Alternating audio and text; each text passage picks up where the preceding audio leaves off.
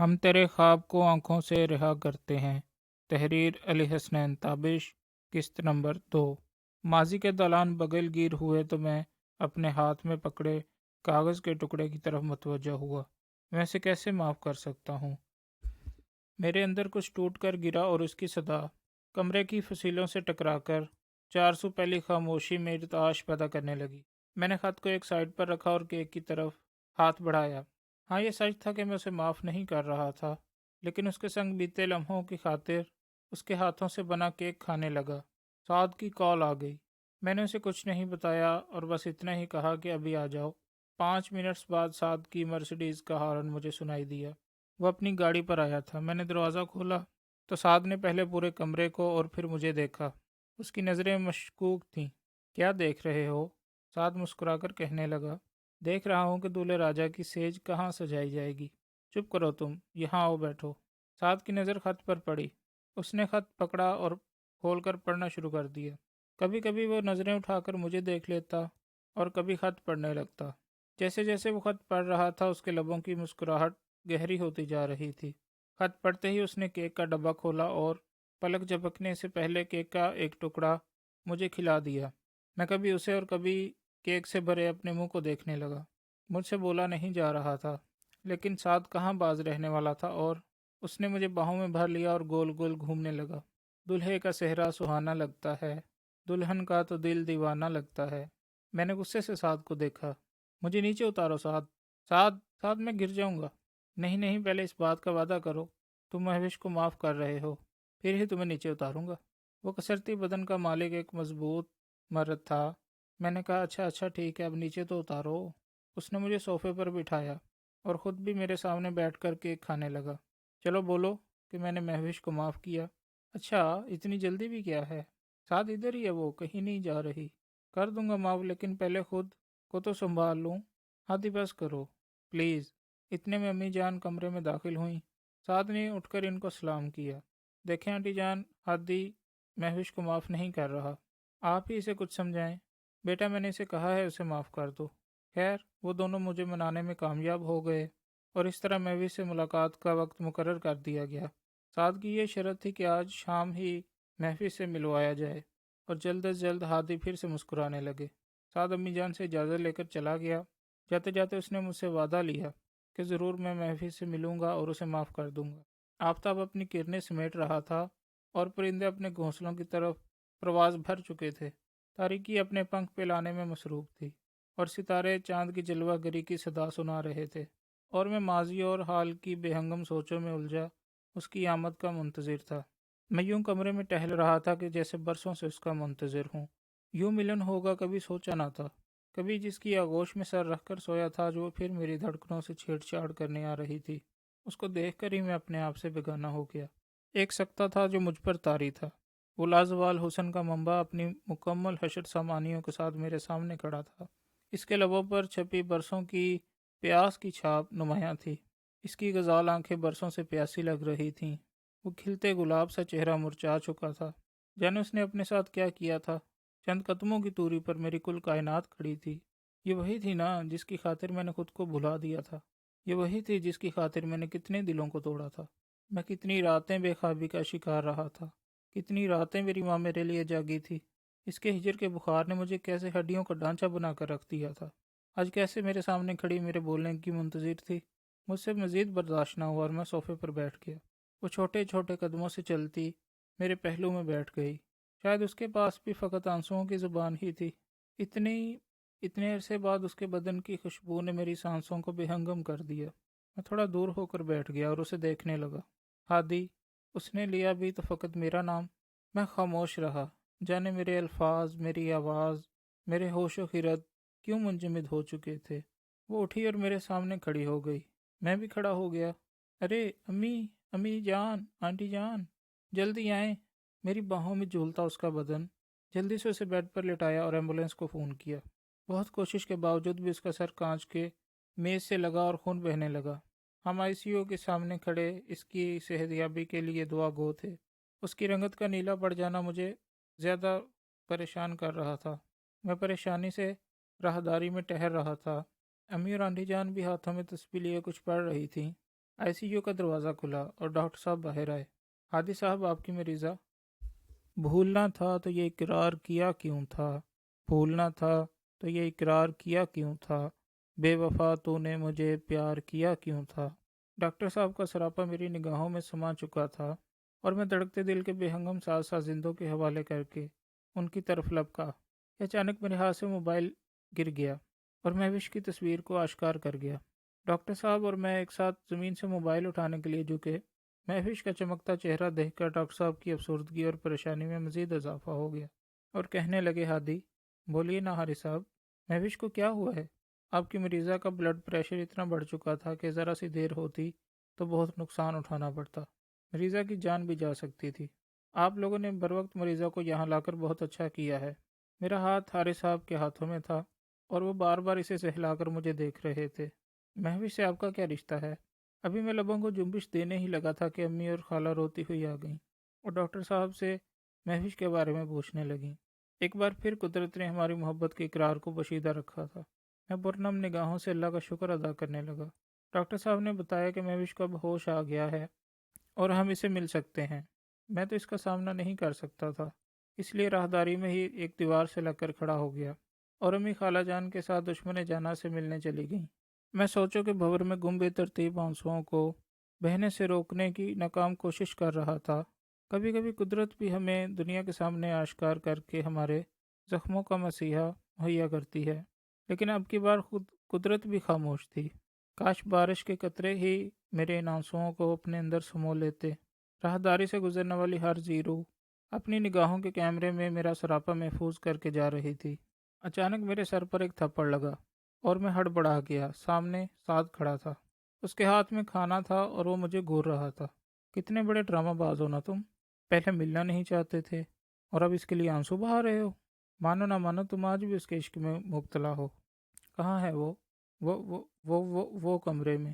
میں نے کمرے کی طرف اشارہ کیا۔ سعد میرا ہاتھ پکڑ کر کمرے کی طرف لپکا۔ وہ مجھے کھینچتا ہوا کمرے میں داخل ہوا۔ میں رکو رکو ہی کہتا رہ گیا، سعد مجھ سے بہت پٹو گے تم۔ لیکن وہ کہاں کسی کی سنتا تھا۔ اس نے خالہ کو سلام کیا اور مہوش کے پاس کھڑا ہو گیا۔ بھابھی جان، اوہ سوری، آپی جان، اب آپ کیسی ہیں؟ مہوش کے لبوں پر بھی اس کے اس انداز کی وجہ سے مسکان آ گئی اور مجھے بھی سکون کی سانس آئی۔ میں یہ منظر کمرے کے دروازے کے ساتھ کھڑا دیکھ رہا تھا۔ میرے چہرے سے سکون اور اطمینان کے تاثرات ساتھ دیکھ چکا تھا۔ اس نے مجھے آنکھ ماری اور فروٹس والی ٹرے مہوش کے سامنے کی اور کہنے لگا، یہ میں اسپیشل آپ کے لیے لایا ہوں، اب آپ جلدی سے انہیں کھائیں اور ٹھیک ہو جائیں۔ آپ نے اپنے دشمن سے بدلہ بھی تو لینا ہے۔ سعد کی انہی اداؤں کے باعث سب اس سے پیار کرتے تھے۔ امی مجھے دیکھ کر اور پھر سعد کو دیکھ کر مسکرائیں۔ خالہ تو اس واردات سے خیر لاعلم تھیں، اس لیے خاموش رہیں، کبھی کبھی ہماری بات پہ مسکرا دیتیں، بس وہ اللہ کا شکر ادا کر رہی تھیں۔ خالو کا بھی بار بار فون آ رہا تھا۔ مہوش کو امی نے پکڑ کر بیڈ پر بٹھایا اور زبردستی اسے فروٹ کھلایا۔ وہ بار بار مجھے دیکھے جا رہی تھی، جیسے کہہ رہی ہو کہ تم مجھے کھلاؤ گے تو کھاؤں گی، اور میں بت بنا ان سب کو دیکھے جا رہا تھا۔ ارے ہادی، تم یہاں کیوں کھڑے ہو؟ یہاں میرے پاس آ کے بیٹھ جاؤ، آنٹی نے میری طرف متوجہ ہو کر کہا۔ میں سوچوں کہ شہر سے آزاد ہوا اور مسکراتا ہوا آنٹی کے پاس آ کر بیٹھ گیا۔ سعد میرے پاس آیا اور میرے کان میں کہنے لگا، ارے صاحب، چاند کا ٹکڑا ہی ہے میری بھابھی جان۔ میں تل ملا کر رہ گیا اور وہ ہنستا ہوا کمرے سے باہر نکل گیا۔ آنٹی کو بتا کر میں بھی کمرے سے باہر آیا اور سعد کی کمر میں ایک مکہ رسید کیا۔ بہت بڑے شیطان ہو تم۔ اوہ ہو دولہے راجا، اب میں نے کیا کہہ دیا جو آپ ناراض ہو رہے ہیں؟ اس کی چمکتی آنکھیں شرارت سے بھری پڑی تھیں اور میں عجب سی کشمکش سے دوچار تھا۔ تم کبھی نہیں سدھرو گے سعد، جاؤ یہ دوائیاں لے کر آؤ۔ کمرے سے نکلتے وقت امی جان نے مجھے ایک دوائیوں کا پرچہ تھما دیا تھا۔ تم بھی میرے ساتھ چلو گے؟ سعد نے پوچھا۔ نہیں تم لے آؤ، میں یہیں پر ہوں۔ ہاں، بھابھی جان سے دور جانے کو کہاں دل کرے گا۔ اور وہ میری رخسار پر چٹکی بھرتے ہوئے چلا گیا۔ میں اسے دیکھتا ہی رہا۔ کتنا زندہ دل تھا نا سعد، اور مجھ سے کتنی محبت کرتا تھا۔ بن بلائے ہی آ گیا اور بھائیوں کی طرح ساتھ دیتا تھا۔ چند دن اب محترمہ کی تیمارداری چلنے والی تھی۔ مہوش کو گھر لے آئی اور امی جان کا اصرار تھا کہ میں بھی اب اپنے کمرے میں سویا کروں، لیکن میں تو خود کو ابھی تک اس کے قربت کے لمحات کی حدت سے ہی آزاد نہیں کر پایا تھا۔ جب بھی میں اس کے سامنے جاتا تو اس کا باہوں میں جھول جانے کا منظر میری آنکھوں کے سامنے آ جاتا اور میرے کانوں کی لو سرخ ہو جاتی۔ پورے بدن میں عجب سی بے چینی ہوتی۔ یہ سب میں امی کو تو نہیں بتا سکتا تھا، اسی لیے ان کی بات مان کر اپنے کمرے میں آ گیا۔ سعد کی کال آئی اور مہوش کا حال پوچھ کر بند ہو گئی۔ سعد خاموش خاموش لگا۔ میں سوچ رہا تھا کہ شاید سارا دن میرے ساتھ ہسپتال رہا ہے، تھک گیا ہوگا، لیکن یہ بات دل مان نہیں رہا تھا، اسی لیے دوبارہ اسے کال کی، لیکن کال اٹینڈ نہ ہوئی۔ میں نے پھر سے کال کی، لیکن پھر اٹینڈ نہ ہوئی۔ کچھ دیر انتظار کرنے کے بعد میسج کیا، لیکن کوئی رپلائی نہ آیا۔ میں پریشان ہو چکا تھا، امی کو بتایا اور ساتھ کی طرف نکل پڑا۔ مجھے ٹریفک کے سب قوانین بھول چکے تھے، بس تیز رفتار بائک بھگاتا ہوا اس کے گھر کی طرف جا رہا تھا۔ میں اس کے گھر پہنچا اور آنٹی کو سلام کیا۔ آنٹی نے بتایا کہ سعد کو بہت تیز بخار ہے۔ میں جلدی سے اس کے کمرے کی طرف بھاگا۔ اس کی امی میرے پیچھے پیچھے آ رہی تھیں۔ سعد بیڈ پر لیٹا لمبی لمبی سانسیں لے رہا تھا۔ میں نے جلدی سے اس کا ماتھا چیک کیا، بہت تیز بخار تھا۔ میری انگلیاں جلدی جلدی موبائل اسکرین پر حرکت کرنے لگیں۔ جی ڈاکٹر صاحب، سعد کے ہاں آ جائیں۔ السلام علیکم ڈاکٹر صاحب، میں ہادی بات کر رہا ہوں، آپ جلدی سعد کے ہاں پہنچیں۔ جی جی، میں لوکیشن ابھی شیئر کرتا ہوں۔ اس کی امی روکتی ہی رہیں، لیکن میں نے کال کر دی۔ سعد کا سر میں نے گود میں رکھا اور وہیں اس کے پاس بیٹھ کر اس کے بالوں میں انگلیاں پھیرنے لگا۔ اسے ہوش نہ تھی، اس کا بدن بخار کی حدت سے جھلس رہا تھا۔ میں بار بار گھڑی دیکھ رہا تھا۔ تقریباً 10 منٹس بعد ڈاکٹر صاحب آئے تو مجھے بھی سکون کی سانس آئی۔ انہوں نے سعد کا چیک اپ کیا اور بتایا کہ یہ بارش میں بھیگا ہے جس کی وجہ سے بخار ہو گیا ہے۔ فکر کی کوئی بات نہیں، جلد ٹھیک ہو جائے گا۔ اب میں دوراہے پر کھڑا تھا، ایک طرف مہوش تھی اور ایک طرف سعد، دونوں کو میری ضرورت تھی، اور میں تنہا دونوں میں سے کسی ایک کو تنہا نہیں چھوڑ سکتا تھا۔ بہت دیر سوچ و بچار کے بعد میں نے یہ فیصلہ کیا کہ میں سعد کے پاس رہوں گا، اور امی کو کال کر کے کہہ دیا کہ وہ مہوش کا خیال رکھے۔ بہت دیر سوچ و بچار کے بعد میں نے یہ فیصلہ کیا کہ میں سعد کے پاس رہوں گا، اور امی کو کال کر کے یہ بتا دیا اور کہا کہ وہ مہوش کا خیال رکھیں۔ امی نے بھی مجھے حوصلہ دیا کہ میں مہوش کو سنبھال لوں گی، تم سعد کا خیال رکھو، اس کے پاس رہو۔ میں مطمئن ہو کر سعد کے پاس بیٹھ گیا۔ کچھ دیر بعد اسے ہوش آیا۔ مجھے اپنے پاس دیکھ کر وہ حیران ہوا۔ ہادی، تم؟ آپ، تمہاری طبیعت کیسی ہے؟ وہ ٹھیک سے بول نہیں سکا اور پھر سے آنکھیں بند کر کے لیٹ گیا، بس بڑبڑائے جا رہا تھا۔ ہادی تم، ہادی، ہادی، ہا با با بھا بی بھا۔ اس کے ٹوٹے پھوٹے الفاظ بھی مجھ سے ہی جڑے ہوئے تھے۔ کتنا مخلص اور شیشہ دل انسان تھا۔ بخار سے جھلس رہا تھا لیکن پھر بھی میرے بارے میں ہی بول رہا تھا۔ آنٹی نے اور میں نے مل کر اسے دوائی دی، دودھ پلایا اور پھر دوبارہ لٹا دیا۔ آنٹی کو میں نے بتایا کہ آج رات میں سعد کے پاس ہی ہوں، اب بے فکر ہو کر سو جائیں۔ وہ ممنون نگاہوں سے مجھے دیکھنے لگیں اور دعائیں دیتی ہوئی چلی گئیں۔ میں سعد کا سر گود میں رکھ کر بیٹھ گیا۔ میں کبھی اس کے ماتھے کا بوسہ لیتا اور کبھی اس کے سر کو دبانے لگتا۔ سعد کی اور میری دوستی اسکول میں ہوئی تھی، جب میں پہلی بار اسکول جانے لگا تھا۔ سعد ہی ایک ایسا لڑکا تھا جس سے میری ذہنی کیمسٹری ملی تھی، پھر ہم دوست بن گئے اور اب تک ساتھ ہیں۔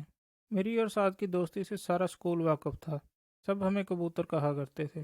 ہم نے ایک ساتھ اسکول جانا اور ساتھ ہی واپس آنا، اور اکثر رات کو ابو سے ڈانٹ کھا کر گھر لوٹنا۔ پہلے اسکول، پھر ٹیوشن اور پھر کرکٹ، ساری زندگی انہی مصروفیات کے گرد گھومتی تھی۔ سعد کے ابو آرمی میں تھے اور سعد کے بچپن میں ہی شہید ہو گئے تھے۔ تب سعد کی عمر صرف 5 برس تھی۔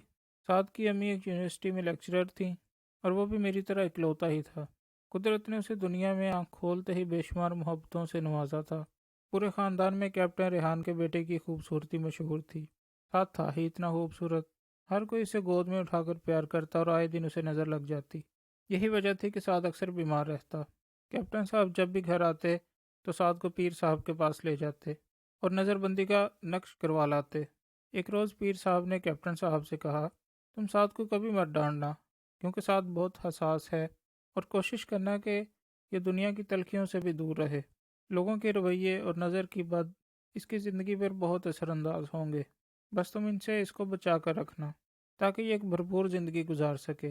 کیپٹن صاحب نے پیر صاحب کی باتوں کو غور سے سنا اور سعد کی امی کو بھی بتا دیا۔ اس نقش کا اتنا اثر ہوا کہ سعد کو اب نظر لگنا بند ہو گئی۔ اب ایسے بھی سعد کی امی سے رشتہ داروں سے دور رکھتی تھی۔ جب بھی مہمان آتے سعد کو یا دوسرے کمرے میں لے جاتی، اور جب تک مہمان نہیں جاتے سعد کو باہر نہیں لایا جاتا تھا۔ کیپٹن صاحب کی شہادت کے بعد بھی سعد کی امی نے اس کا بہت خیال رکھا۔ سعد نے بھی اپنی امی جان کو کبھی تنگ نہیں کیا تھا۔ سعد ایک حساس طبیعت کا ذہین اور شرارتی بچہ تھا۔ اسکول میں بھی ہر غیر نصابی سرگرمی میں حصہ لیتا تھا اور ہمیشہ انعامات جیتا کرتا تھا۔ دیوار پر لگے کلاک نے رات کے 1 بجتے ہی خاموشی کے تارے عنکبوت کو اپنے ارتعاش سے ایک جھٹکے میں ہی کافور کر دیا، تو میں ان سوچوں کے بھنور سے آزاد ہوا۔ سعد میری گود میں سر رکھے سو رہا تھا۔ بخار تھا کہ کم ہونے کا نام نہیں لے رہا تھا۔ میں اس کے بالوں میں انگلیاں پھیر رہا تھا کہ اس کی بڑبڑاہٹ سنائی دی۔ میں نے پہلے تو اپنا وہم سمجھا، لیکن پھر میں نے کان اس کے لبوں کے قریب کیے۔ ریبی ریبی ریبی تم کہاں چلی گئی ہو؟ حیرتوں کے نئے اسرار مجھ پر آشکار ہو رہے تھے۔ میں یہ جان کر ششدر اور حیران تھا کہ سعد بھی اریبہ کو چاہتا ہے۔ کتنا چھپا رستم نکلا نا۔ دل ہی دل میں اریبہ کو چاہتا رہا اور بتایا تک نہیں۔ میں نے اسے آہستہ سے بیڈ پر لٹایا اور خود اس کی بڑبڑاہٹ سننے لگا۔ ریبی تم کیوں چلی گئی ہو؟ اب سمجھ آئی کہ موصوف کو بخار کیوں ہوا تھا۔ میں بھی حیران تھا کہ بارش میں نہانا تو ہمارا پرانا مشغلہ تھا، پہلے تو کبھی بیمار نہیں ہوا، نہ کبھی بخار ہوا۔ تو اصل معاملہ یہ تھا۔ میں کمرے میں ٹہلنے لگا اور اریبہ کے بارے میں سوچنے لگا۔ اریبہ ہماری زندگی میں تب آئی جب ہم میٹرک کے اسٹوڈنٹ تھے، پھر کالج اور یونیورسٹی کا سفر ہم نے ایک ساتھ طے کیا۔ اریبہ تو ہمیشہ میرے ساتھ چپکی رہتی تھی۔ مجھے تو آج تک یہ بات محسوس نہیں ہوئی تھی کہ اریبہ نے سعد میں دلچسپی لی ہوگی یا سعد نے ہی کبھی اظہار کیا ہو۔ خیر، اب تو ساری بات سعد کے ہوش آنے پر ہی کلیئر ہونی تھی۔ اللہ اکبر، اللہ اکبر، بے شک اللہ سب سے بڑا ہے۔ فجر کی اذان نے خداوند کریم کی بڑائی بیان کی اور میں بھی رب کریم کے حضور سر بسجود ہو گیا۔ نمکین پانیوں کا سفر برسوں سے ٹھاٹھے مار رہا تھا، جس کا ہر بند ٹوٹ گیا اور میرا چہرہ اشکوں سے تر ہو گیا۔ اے خدا، تو سب جانتا ہے، محبت کی جزیات آج تک مکمل نہیں ہو پائے۔ جانے یہ کیسا جذبہ ہے جس کے بغیر کوئی زیرو رہ بھی نہیں سکتی، اور اس راہ میں سوائے رسوائیوں، ناکامیوں اور درد کے کچھ بھی نہیں۔ پھر تم کیوں اپنے کمزور بندوں کا امتحان لیتا ہے؟ کیوں اپنے بندوں کو کسی ایک کے لیے تڑپتا چھوڑ دیتا ہے؟ یہ کیسا امتحان ہے میرے مولا؟ کوئی عہد وفا کی پاسداری میں عمر گزار دیتا ہے تو کوئی صلیب ہجر پر گزار دیتا ہے، کوئی وصل کی چاشنی سے لطف اندوز ہوتا ہے تو کوئی فراق کی تلخیوں کو سینے سے لگا کر سپرد لحد ہو جاتا ہے۔ تڑپ ہے کہ دونوں کا نصیب ٹھہرتی ہے، نہ وصل ہی راحت کا باعث رہتا ہے اور نہ ہی ہجر۔ جسے مل جائے اسے کھو دینے کا ڈر، اور جسے نہ ملے اسے ہجر میں ہی مر جانے کا ڈر رہتا ہے۔ یہ کیسا گورکھ دندہ ہے میرے مالک؟ رحم کر مالک، رحم کر، ہم تیرے بہت نازک بندے ہیں، دل ٹوٹنے کا درد سہ نہیں پائیں گے۔ اگر مہوش میرے لیے بہتر ہے تو مجھے ہمیشہ کے لیے اس کا کر دے۔ اگر اریبہ سعد سے یا سعد اریبہ سے محبت کرتا ہے تو ان کو بھی ایک کر دے۔ اے اللہ پاک، اے اللہ پاک، سعد ہمیشہ محبتوں میں رہا ہے، تو بھی اس کو اس کی محبت عطا کر دے۔ میں اپنے دوست، اپنے بھائی کی آنکھ میں آنسو نہیں دیکھ سکتا، میں سعد کا دل ٹوٹتا نہیں دیکھ پاؤں گا۔ پلیز اللہ جی، پلیز سعد کو ٹھیک کر دو اور پھر سے وہ میرے ساتھ کھلتے گلاب سا ہو جائے۔ میری آواز بلند ہوتی گئی اور ہچکیوں میں بدل گئی۔ اشکوں کا سیلاب تھا کہ بہے جا رہا تھا۔ سعد کی امی نے آ کر مجھے سینے سے لگا لیا۔ چپ کرو میرے بیٹے، سعد ٹھیک ہو جائے گا، یہ لو پانی پیو۔ پانی کا گھونٹ لیتے ہی مجھے ہچکی آئی اور پانی حلق سے اندر نہیں گیا۔ میں آنٹی جان کی گود میں سر رکھے مزید رونے لگا۔ اب وہ میرے سر پر ہاتھ پھیر رہی تھیں۔ جانے میں کیا کیا بولے جا رہا تھا۔ انہوں نے بھی مجھے دل کی بھڑاس نکالنے دی اور خاموشی سے بیٹھی رہیں۔ رات بھر کا جگہ کب میری روتے روتے آنکھ لگی کچھ خبر نہ ہوئی۔ آنٹی نے وہیں مجھے جائے نماز پر لٹا دیا۔ موبائل مسلسل بجے جا رہا تھا۔ میری آنکھ کھلے تو خود کو جائے نماز پر سوتے ہوئے پایا۔ میں حیران تھا کہ میں یہاں کیسے آیا۔ پھر آہستہ آہستہ سب کچھ یاد آنے لگا۔ امی کی کال آئی تھی۔ شام کے 4 بج رہے تھے اور سعد بھی اب ہوش میں آ چکا تھا۔ میں اٹھا اور امی کو کال کی۔ السلام علیکم امی جان۔ جی میں سو گیا تھا، سعد اب ٹھیک ہے، میں کچھ دیر تک نکلتا ہوں۔ کال بند ہوئی تو میں نے سعد کا بخار چیک کیا، اب کافی بہتر تھا۔ میں نے سعد کی بکھری زلفیں سنواری اور ماتھے کا بوسہ لیا۔ آنٹی جان سے اجازت لے کر باہر آ گیا۔ گھر جانے کو دل تو نہیں چاہ رہا تھا، پھر سے مہوش کا سامنا کرنا پڑے گا، اور اب بھی میں جس کیفیت سے دو چار تھا اس کا سامنا نہیں کر سکتا تھا۔ امی کو دوبارہ کال کی اور بتایا کہ میں کام سے جا رہا ہوں، رات تک لوٹ آؤں گا۔ بیٹا مہوش تمہیں یاد کر رہی ہے اور بار بار تمہارا پوچھ رہی ہے، آپ اس کو بتا دیں میں رات کو آ جاؤں گا۔ میں نے کال بند کی اور اریبہ کی طرف جانے کا فیصلہ کیا۔ میں نے بھی بال نہیں بنائے تھے، اس لیے ہوا میرے بالوں سے اٹکیلیاں کر رہی تھی۔ کبھی میری آنکھیں چھپ جاتیں تو کبھی کان۔ اب میری دید کی دنیا بھی تماشائی ہے، اب میری دید کی دنیا بھی تماشائی ہے، تو نے کیا مجھ کو محبت میں بنا رکھا ہے۔ مہوش کا میسج ملا، لیکن میں تو ایک حیرت کدے میں گم ہو چکا تھا۔ میری نگاہوں کے سامنے گاڑیوں کی لمبی قطار لگی ہوئی تھی اور بائک کا گزرنا محال تھا۔ میں بائک سے اترا اور اریبہ کے گھر کی طرف پیدل چلنے لگا۔ ساتھ ساتھ میری نگاہیں ان گاڑیوں کو دیکھے جا رہی تھیں۔ گھر کے قریب پہنچا تو خورشید کی کرنیں تاریکی کا لبادہ اوڑھ چکی تھیں۔ فلک پر ستارے چاند سے اٹکیلیاں کر رہے تھے۔ برقی کمکموں سے نکلتی روشنی سے اریبہ کا گھر نہایا ہوا تھا۔ میں بے جان قدموں سے انجانی طاقت کے سہارے راہداری سے گزرتا حال کمرے میں پہنچا تو میری نگاہیں نظر آنے والے منظر سے انکاری تھیں۔ شہر کے رئیس و امراء گاؤ تکیے لگائے شراب سے شغل کر رہے تھے اور مست للچائی ہوئی نگاہوں سے سامنے رقصاں رقاصہ کا ڈانس دیکھ رہے تھے۔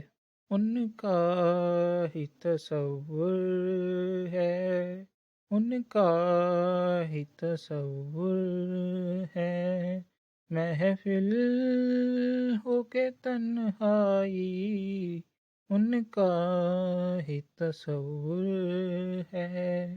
میری سماعتوں سے سازندوں کے سرتال کے علاوہ پائل کی آواز بھی ٹکرا رہی تھی۔ میں کسی لاشے کے مانند ایک کونے میں دیوار کے ساتھ لگ کر بیٹھ گیا۔ رقاصہ نے نیلے رنگ کا جالی دار لہنگا اور پاجامہ پہن رکھا تھا، ہیرے جوہرات سے مزین۔ وہ گانے کے ہر بول اور سازندوں کی ہر تھاپ پر اپنے بدن کو لہرا لہرا کر تماشائیوں سے داد وصول کر رہی تھی۔ سب تماشائی اور دیوانے اس کے حسن کی اور اداؤں کی بلائیں لے رہے تھے اور لاکھوں روپے نچھاور کر رہے تھے۔ اچانک رقاصہ کی نظر مجھ پر پڑی۔ مجھے اریبہ کا وہ آخری خط یاد آ گیا جس میں فقط اس نے یہ شعر لکھا تھا: پھول رہ جائیں گے گلدانوں میں یادوں کی نظر، پھول رہ جائیں گے گلدانوں میں یادوں کی نظر، میں تو خوشبو ہوں فضاؤں میں بکھر جاؤں گی۔ تو یہ خوشبو تھی جو فضاؤں میں بکھر جانے کا کہتی تھی۔ میں اسے ٹک ٹکی باندھے دیکھ رہا تھا اور وہ بھی مجھے بت بنی حیرت سے دیکھ رہی تھی۔ سازندے رقاصہ کی اس اچانک حرکت سے پریشان ہو گئے۔ سب تماشے ایک دوسرے کو اور مجھے دیکھنے لگے، کبھی رقاصہ کو دیکھتے، لیکن اریبہ تو یوں کھڑی تھی جیسے اس میں جان ہی نہ ہو اور ایک بت سامنے کھڑا ہو۔ چند لمحات یوں ہی گزرے اور پاتال میں اپنی ہمیشہ کی ابدی نیند سو گئے۔ ارے پکڑو، اسے کیا ہو گیا؟ رقاصہ بے ہوش ہو چکی تھی۔ وہ گری اور تماشائی ہر طرف سے اس کی طرف لپکے۔ نائکا کی زوردار گرج نے سب کو اپنی اپنی جگہ پر بٹھا دیا۔ دو لڑکیاں آئیں اور اریبہ کو اٹھا کر کمرے میں لے گئیں۔ ساری محفل کا مزہ خراب ہو چکا تھا اور میں سب کی نگاہوں کا محور بنا ہوا تھا۔ شاہ زین کی نظر مجھ پر پڑی تو وہ بھاگتا ہوا میری طرف آیا۔ ہادی، تم یہاں؟ تم یہاں کیسے؟ میری سماعتوں سے صرف اریبہ کی آواز ٹکرا رہی تھی۔ ہادی، میں صرف تم سے پیار کرتی ہوں اور ہمیشہ تمہاری ہی رہوں گی۔ میں تمہاری امانت ہوں۔ تم میرے جسم و جان کے مالک ہو، لیکن اس کا یہ روپ آج تک مجھے معلوم نہ ہو سکا تھا۔ شاہ زین نے مجھے کندھوں سے پکڑ کر جھنجھوڑا تو میں ہوش میں آیا۔ کون ہے؟ پھر میری نظر شاہ زین پر پڑی تو میں بھی حیران ہو گیا۔ شاہ زین، تم یہاں؟ ہادی، یہ تو میں تم سے پوچھ رہا ہوں، تم یہاں کیسے؟ کیا تم اریبہ کو پہلے سے جانتے تھے؟ اریبہ کا بیک گراؤنڈ کیا ہے؟ جب تم پہلے سے جانتے تھے تو آج تک مجھے کیوں نہیں بتایا؟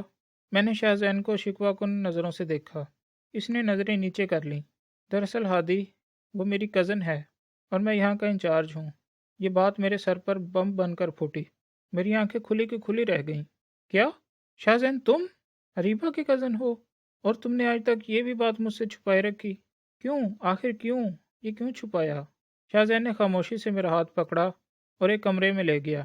سب تماشائی جا چکے تھے اور جاتے جاتے مجھے زہر آلود نظروں سے دیکھ رہے تھے۔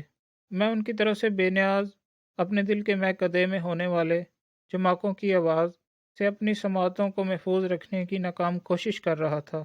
شاہ زین نے پانی کا گلاس میرے سامنے کیا اور خاموشی سے کھڑا رہا۔ میں نے منہ پھیر لیا تو وہ میرے قدموں میں بیٹھ گیا اور مجھے منانے لگا۔ ہادی پلیز، مجھے غلط مت سمجھو، میں تمہیں سب کچھ بتاتا ہوں۔ ابھی یہ پانی پیو اور آرام سے مطمئن ہو کے بیٹھ جاؤ۔ میں نے پانی کا گلاس اسے پکڑ کر میز پر رکھ دیا اور دونوں ہاتھوں کی انگلیاں آپس میں گزار کر بیٹھ گیا۔ میں ابھی تک قالین کو ہی دیکھے جا رہا تھا اور شاذین میرے گھٹنوں پر ہاتھ رکھے بیٹھا ہوا تھا۔